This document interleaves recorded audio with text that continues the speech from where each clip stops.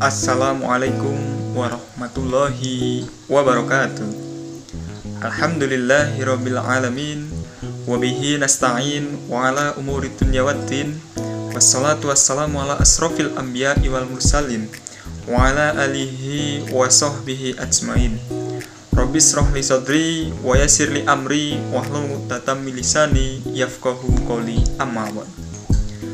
Terlebih dahulu marilah kita senantiasa memanjatkan puji syukur kehadirat Allah Subhanahu wa taala atas limpahan rahmat dan hidayahnya, sehingga kita masih diberi kesempatan untuk menyaksikan video kultum di pagi hari ini dengan penuh rasa semangat dan tentunya dalam keadaan sehat walafiat. Sholawat dan salam tidak lupa kita sanjungkan kepada junjungan kita Nabi Agung Muhammad Sallallahu Alaihi Wasallam, yang mana kita selalu berharap menjadi umatnya yang terpilih, mendapatkan naungan syafaat dari beliau kelak di yaumul kiamah. Amin. Pemirsa yang dirahmati Allah Subhanahu wa taala, tema pada video kali ini yaitu kehidupan dunia ibarat dengan air. Allah Subhanahu wa taala mengumpamakan kehidupan dunia yang kita hidup di dalamnya. Dunia yang kadang seseorang bersungguh-sungguh untuk dapat menjalani hidup di dalamnya. Dunia yang kadang-kadang sampai tega hati seseorang saling membunuh. Dan dunia yang kadang-kadang membuat seseorang sampai menghalalkan segala cara demi mendapatkan sesuatu yang ia inginkan, seperti memutus tali silaturahmi, membunuh kawan, kerabat, bahkan orang tua.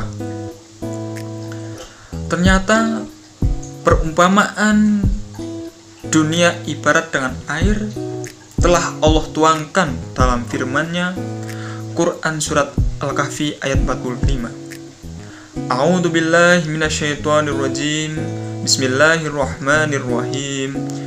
Wadrib lahum masalal hayatid dunya kama in anzalnahu minas sama.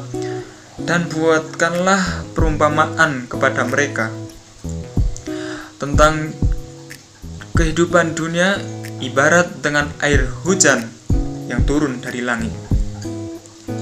Ada penjelasan menarik dari ayat ini. Mengapa Allah Subhanahu wa taala mengumpamakan kehidupan dunia ini penuh dengan segala macam kesulitan, problematika, masalah, kesenangan, dan kecintaannya terhadap dunia itu bagaikan air hujan yang turun dari langit. Imam Al-Qurtubi rahimahullah ta'ala menyampaikan beberapa rahasia. Yang pertama, karena yang namanya air, dia tidak akan pernah tetap pada satu tempat. Dia pasti akan bergerak, berjalan, mengalir menuju daerah yang lebih rendah daripadanya. Begitu juga dengan dunia. Dunia tidak akan pernah tetap pada satu keadaan. Kadang seseorang di atas, kadang seseorang di bawah, kadang seseorang di pertengahan, dan bahkan seseorang benar-benar merasakan begitu sempitnya dunia.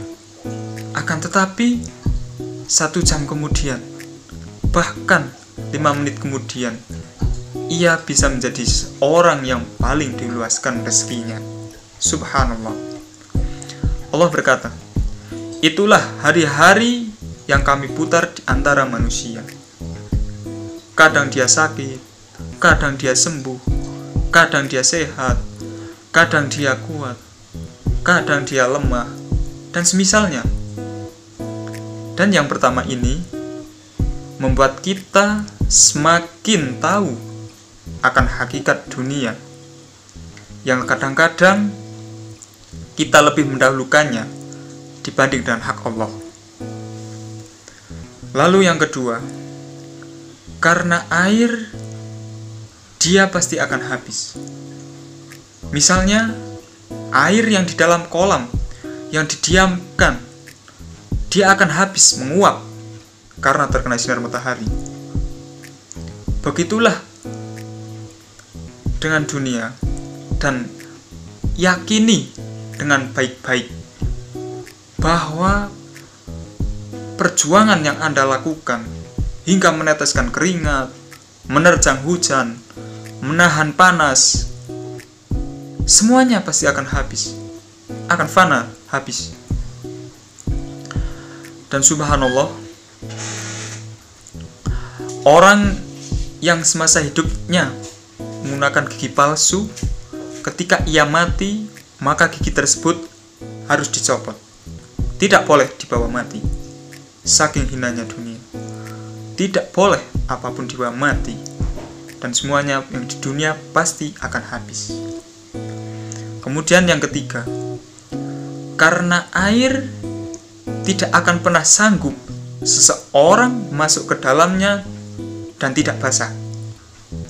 Tidak bisa, pasti akan basah. Begitulah dunia, orang akan tergoda karenanya. Semua manusia pasti akan terkena godaan dari dunia dan pasti terperosok ke dalamnya.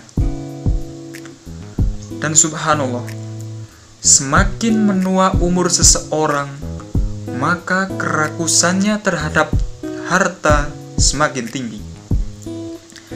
Hadis Muslim mengatakan, anak manusia mungkin bisa tua, tetapi semakin tua umurnya, semakin menjadi-jadi di dalam dirinya dua hal, yaitu rakus terhadap harta dan rakus terhadap umur yang panjang.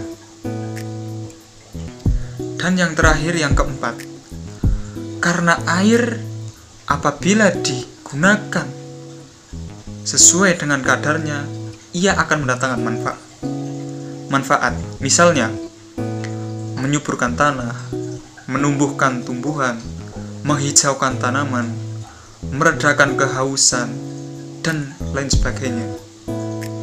Akan tetapi, jika ia digunakan melebihi dari kadarnya, dia bisa menjadi banjir dan air bah yang begitu membahayakan. Begitu juga dengan dunia. Dunia apabila kita digunakan dengan proporsional, maka ia akan mendatangkan manfaat, bahkan sangat-sangat bermanfaat. Dan demikianlah perumpamaan tentang dunia. Semoga kita menjadi muslim yang mengenal hakikat dunia dan jangan sampai tertipu dengan dunia. Lebih kurangnya mohon maaf. Saya akhiri. Wassalamualaikum warahmatullahi wabarakatuh.